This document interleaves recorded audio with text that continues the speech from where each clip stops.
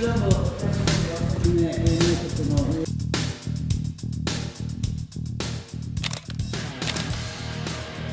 hey hey, hola Indomax Indo Magazines. Oke, lanjut dua kabar yang cukup gacor nih bos. Kali ini yang pertama datang dari Jepang untuk Indonesia, di mana baru-baru ini Jepang ternyata telah berencana ingin menjadikan negara kita Indonesia sebagai mitra utama di Asia Tenggara bos. Sekaligus menawarkan dirinya sebagai alternatif dari pengaruh Tiongkok yang selama ini sangat kuat di Indonesia. Nah loh. Tak main-main demi hal itu, Jepang pun ternyata mencoba merayu Indonesia dengan menawarkan banyak paket kerjasama menarik baru-baru ini, di mana salah satunya adalah paket frigate siluman. Nah loh, seperti apakah itu? Setelah ini kita kupas. Kemudian kabar kedua nanti datang dari hasil survei beberapa lembaga Indonesia yang ternyata solid menunjukkan bahwa sebagian besar rakyat Indonesia ternyata memang mendukung Iran dalam konfliknya melawan koalisi Amerika Israel. Nah, bagaimanakah itu? Penasaran berita lengkapnya? Cus! Mari kita bongkar berita lengkapnya satu per satu bosku.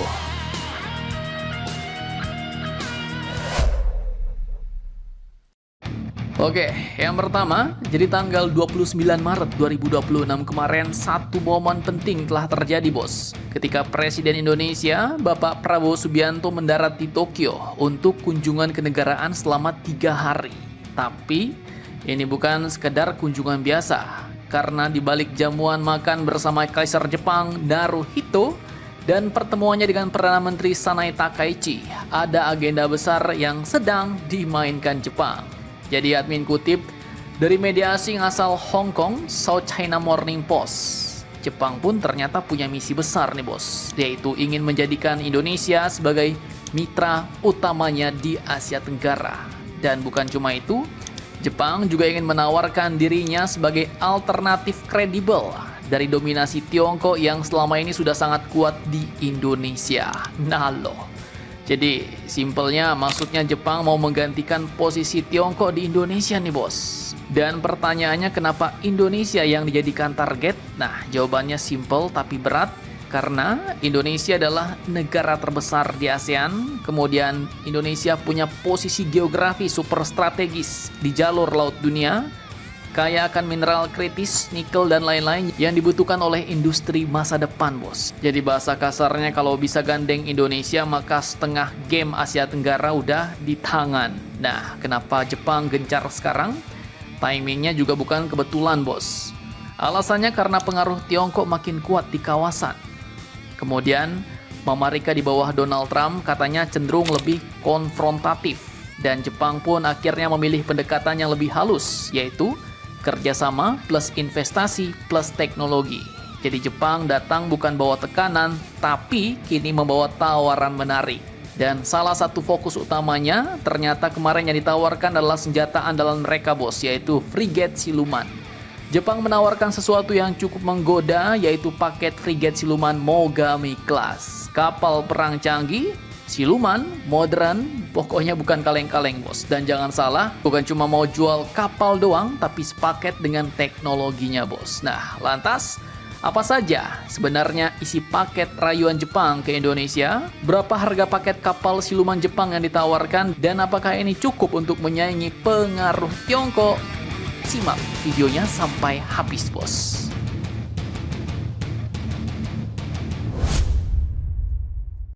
Oke, jadi masih dari sumber yang sama, South China Morning Post. Sekarang kita bongkar satu persatu isi goodie bag-nya Jepang, bos. Ya, yang pertama ada frigate siluman kelas Mogami.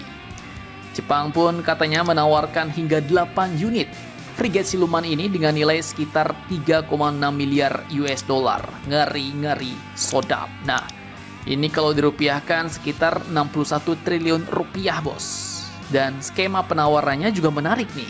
Katanya 4 kapal bakal dibuat di Jepang dan 4 kapal lagi bakal dibuat di Indonesia lewat PT PAL Indonesia.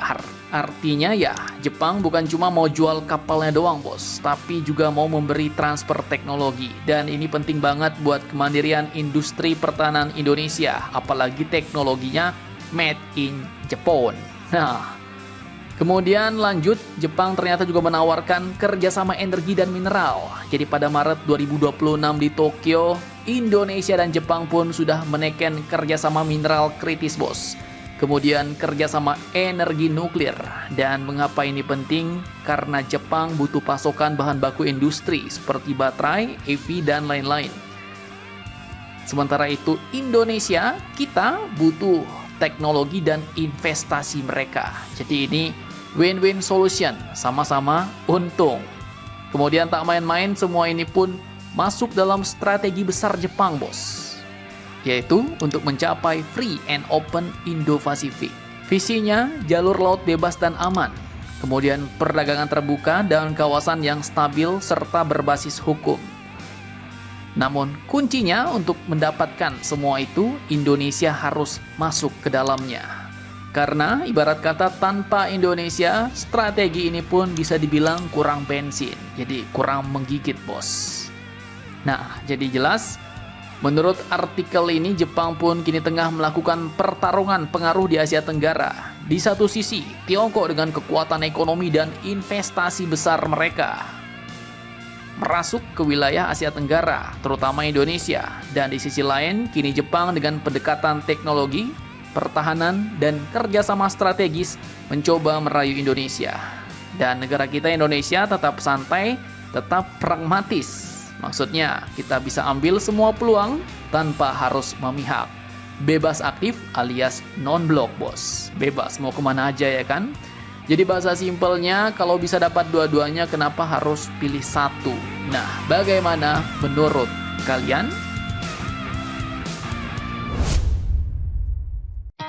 Oke, lanjut, kabar panas kedua datang dari dalam negeri. Jadi pada tanggal 3 April 2026 kemarin, hasil survei gabungan dari Lembaga Survei Indonesia, kemudian Indikator Politik Indonesia, dan Saiful Mujani Research and Consulting telah membuat peta opini publik Indonesia makin jelas, bos, dan cukup keras. Jadi dari hasil survei, menurut peneliti utama Burhanuddin Muhtadi, mayoritas warga Indonesia ternyata condong mendukung Iran dalam tensi panasnya melawan koalisi Amerika Israel. Tak main-main, sekitar 60,1% responden, bos, terang-terangan bilang nope, tidak terhadap aksi dua negara tersebut. Mereka tidak mendukung Amerika dan Israel. Nah, ini sinyal keras nih. Survei yang dilakukan mulai tanggal 12 sampai 31 Maret 2026 dengan 1066 responden ini pun juga menunjukkan sebanyak 59,4% masyarakat tidak percaya kalau perang yang dilakukan Amerika Israel itu terpaksa karena ancaman nuklir Iran. Artinya banyak yang melihat ini bukan sekedar soal nuklir, bos, tapi ada agenda lain di balik radar Amerika Israel. Dan yang menarik lagi, cuma 13,7% warga yang rela pasang badan buat meyakinkan orang lain bahwa Amerika Israel itu di pihak yang benar. Sisanya lebih memilih jadi silent majority, atau mungkin sambil ngopi-ngopi bilang, kayaknya memang ada yang nggak beres nih. Bahkan 55,3% responden menolak keras anggapan bahwa pembunuhan pemimpin Iran bisa dibenarkan. Dan ini udah masuk kategori rules of engagement versi rakyat Indonesia. Nggak semua serangan bisa dianggap sah, bahkan salah. Dan dengan margin of error sekitar 5%, hasil ini pun cukup solid menggambarkan arah opini publik Indonesia.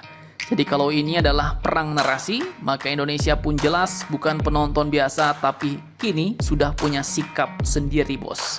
Dan pertanyaan sekarang, apakah sikap publik ini bakal mempengaruhi langkah pemerintah Indonesia ke depan? Kalau menurut kalian bagaimana, bos?